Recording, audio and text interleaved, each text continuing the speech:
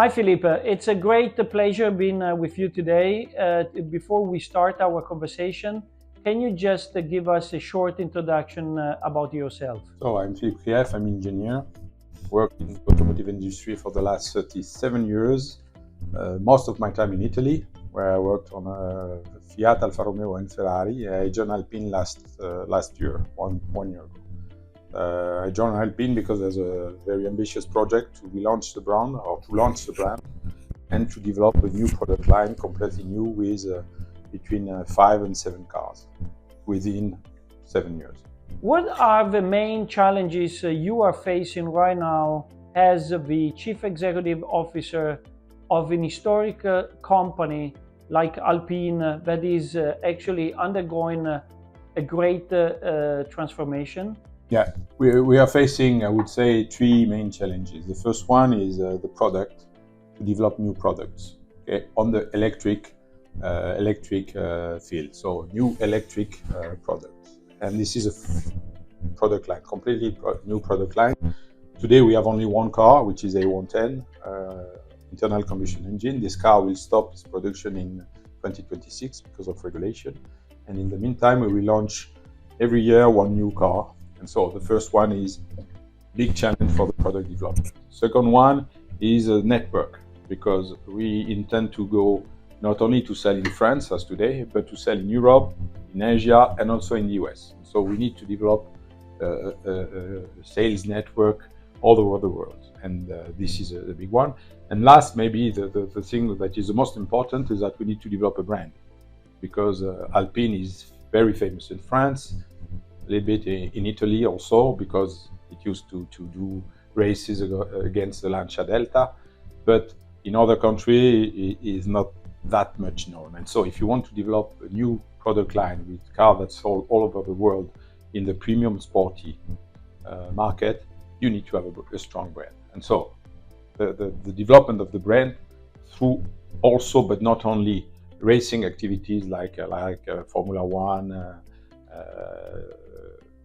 WEC, endurance, and junior series, it's important for us. Can you tell me a little bit more about the advantages you believe a simulation-based development offers over the traditional physical testing methods? Thanks to simulation and simulator, you can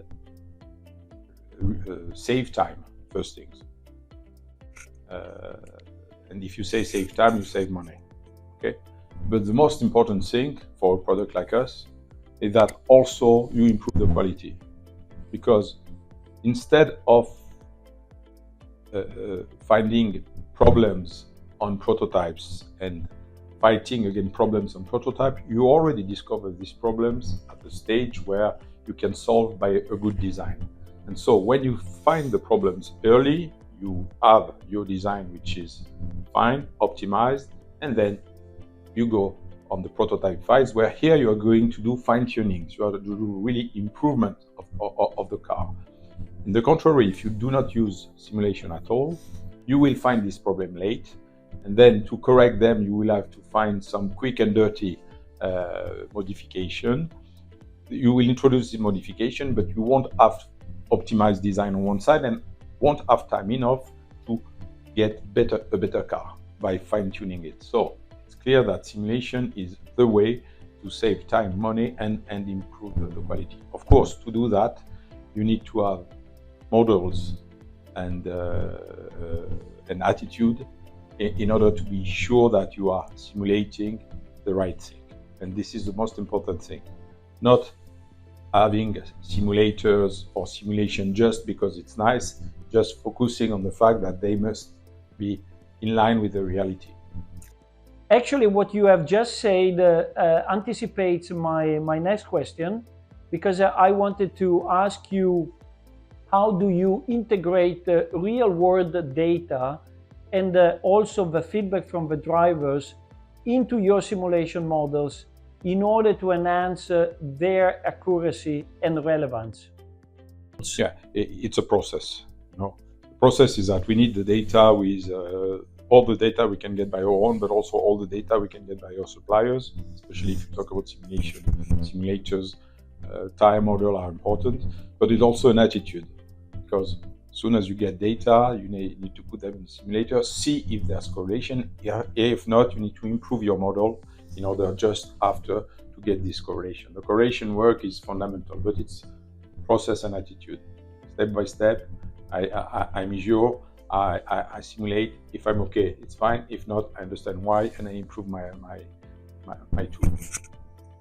Looking ahead, what advancements and innovations do you foresee in simulation technology that could even further enhance your vehicle development process?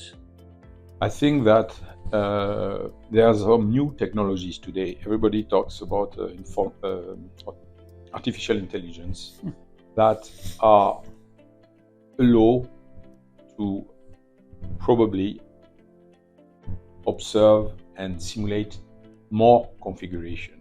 The thing is that thanks to simulation today already, respect to traditional testing, we can explore more configuration and then have a better optimization. You know, there's a lot of optimizators that are existing. So instead of testing 1 or 2, I can simulate 10 or 20.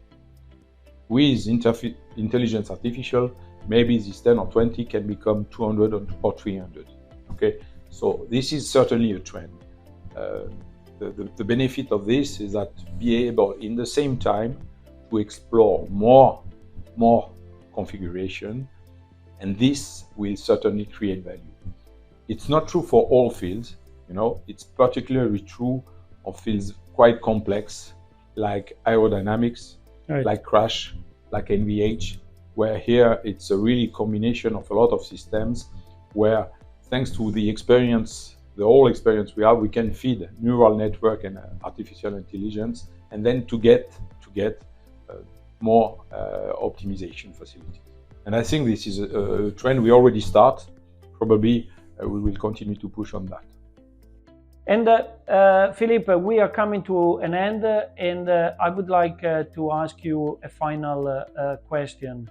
As you know, VI Grade mission is to identify and help companies who are willing to fully embrace the zero prototype strategy and develop a car just relying on simulation, simulators, and other in-the-loop techniques. How far or close do you think Alpine is from this vision? We are very close from this vision. We are still far off execution, so because we are in a ramp-up phase, but we are fully aligned with the vision that say fully validation on simulation, simulators, and driver and hardware in the loop. Simulation, it's important for what I say. Putting the driver in the loop, it's still important because at the end of the day, some performances are pretty much related to the driver feeling, you know, and you need the real driver to do that. And last but not least, the hardware in the loop is important also because in a car, the car always more complex. Some years ago, you were 20, 30 ECU. Today, you have 60, 70 ECU. And so, to make all these ECU talk together, to guarantee the performance on one side, the safety on the other side, and what we call the diagnosis capacities of the E architecture. If you go directly on the car, then you are completely lost. You need first to have some benches, and hardware in the loop benches is one of the most important to that. To have clearly before putting the ECU on the road with the car, having important debugging and tuning activity on bench. This is the only way to do what I said before, to save money, to save time, and to have a better product. Philippe, we came to the end of this interesting conversation. I would like to thank you for sharing openly with us your challenges and your plans for the future. For me, it's been a pleasure meeting you today. Thank you. Thank you very much.